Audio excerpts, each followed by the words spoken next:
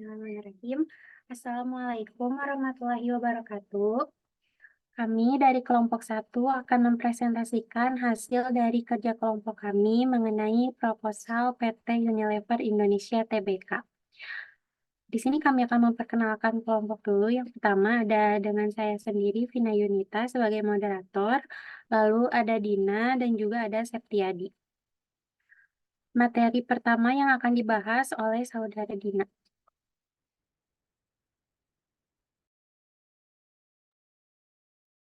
Terima kasih kepada moderator. Di sini yang pertama, saya akan menjelaskan mengenai deskripsi umum standar yang digunakan. COBIT merupakan singkatan dari Control Objective for Information and Related Technology. Merupakan framework yang terdiri dari domain dan proses yang digunakan untuk mengatur aktivitas dan logical struktur. COBIT memiliki prinsip dalam menyediakan informasi yang diperlukan untuk mencapai tujuan organisasi. COBIT 2019 diterbitkan oleh organisasi bernama ISACA dan merupakan produk terbaru yang dikeluarkan oleh ISACA.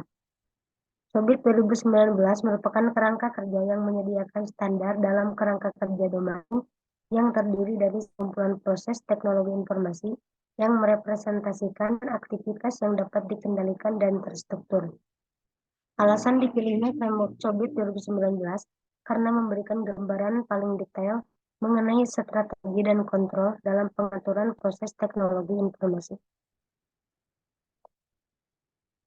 Dalam konteks PT Unilever Indonesia Tbk, COBIT 2019 dimanfaatkan untuk mengukur seberapa besar kualitas layanan sistem informasi yang sedang berjalan.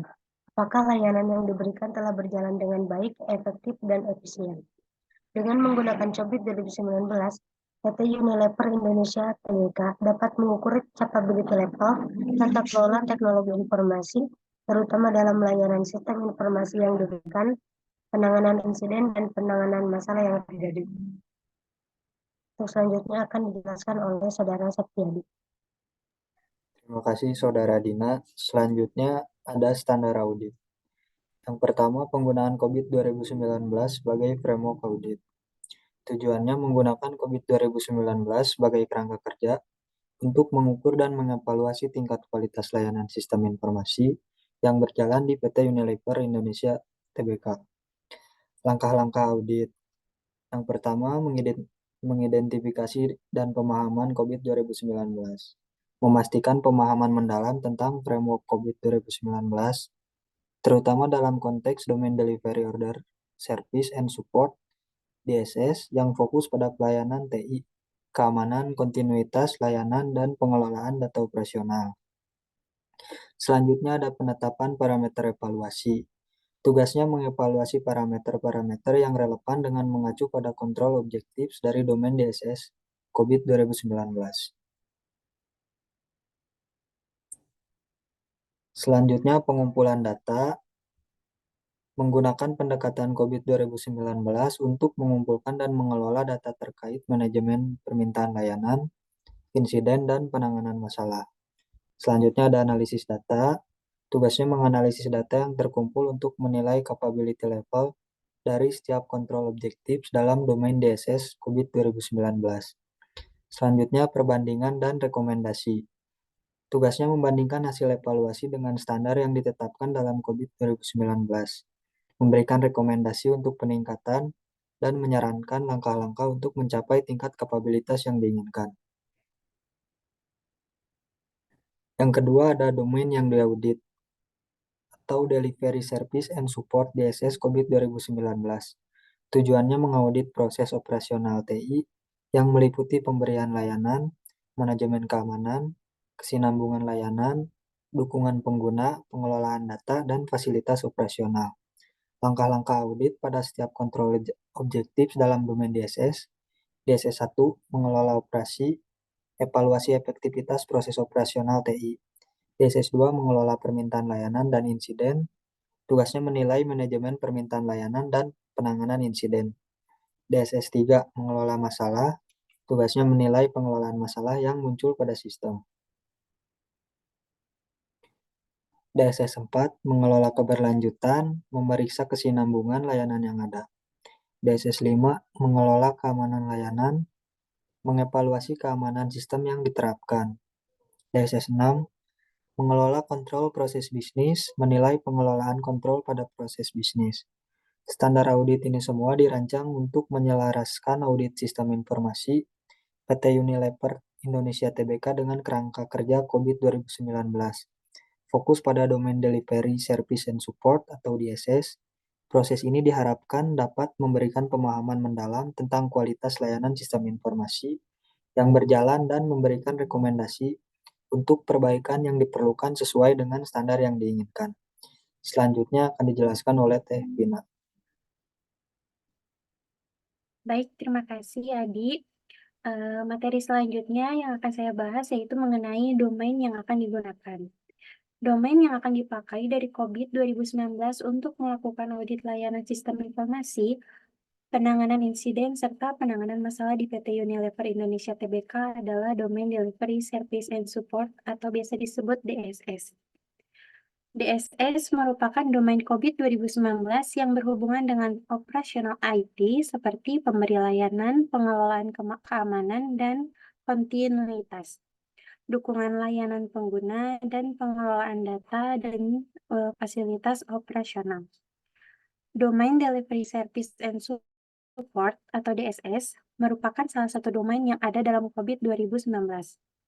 Domain DSS menitik beratkan pada proses pelayanan TI dan dukungan teknisnya yang meliputi hal keamanan sistem, kesinambungan layanan, pelatihan, dan pengelolaan data yang sedang berjalan.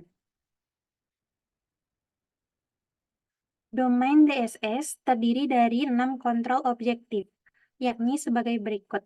Yang pertama ada DSS 01, yaitu mengelola operasi. Yang kedua ada DSS 02, yaitu mengelola permintaan layanan dan insiden. Yang ketiga ada DSS 03, mengelola masalah. Yang keempat ada DSS 04, yang mengelola keberlanjutan. Yang kelima ada DSS 05 yang mengelola keamanan layanan, dan yang terakhir ada DSS 06 yang mengelola kontrol proses bisnis. Alasan pemilihan domain DSS dari COVID 2019 dipilih karena melingkupi tata kelola dan proses kerja end-to-end dari sebuah perusahaan, mengaplikasikan kerangka kerja yang terintegrasi serta memisahkan antara tata kelola dengan manajemen atau pengaturan.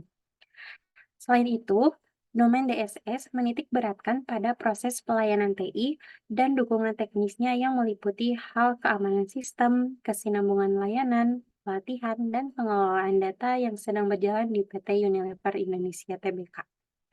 Dengan demikian, penggunaan domain DSS dapat membantu dalam mengukur tingkat kapabilitas tata kelola pengelolaan permintaan layanan, insiden, dan masalah pada pengoperasian sistem di perusahaan.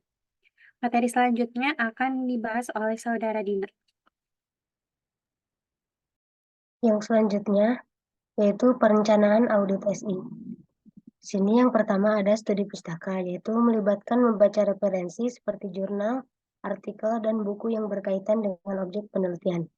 Yang kedua ada studi objek penelitian, dilakukan dengan stakeholder dan identifikasi kebutuhan lapangan, serta menyiapkan kebutuhan untuk audit dan pemetaan dalam COVID 2019. Yang ketiga ada pengumpulan dan pengelolaan data, yaitu melibatkan pendekatan COVID 2019 dan domain DSS untuk mengumpulkan dan mengolah data terkait manajemen permintaan layanan, insiden, dan penanganan masalah. Yang keempat ada analisis data, yaitu melibatkan analisis capability level dari tiap domain DSS yang diteliti berdasarkan pengolahan data hasil kuesioner yang telah diberikan kepada pihak terkait. Dan yang terakhir ada kesimpulan dan saran. Tahap terakhir yang berisi rangkuman dari proses dan hasil penelitian, serta saran atau rekomendasi tindak lanjut kepada perusahaan. Selanjutnya saya kembalikan kepada moderator. Baik, terima kasih Dina. Sekian dari presentasi kami. Mohon maaf apabila ada kekurangan. Assalamualaikum warahmatullahi wabarakatuh.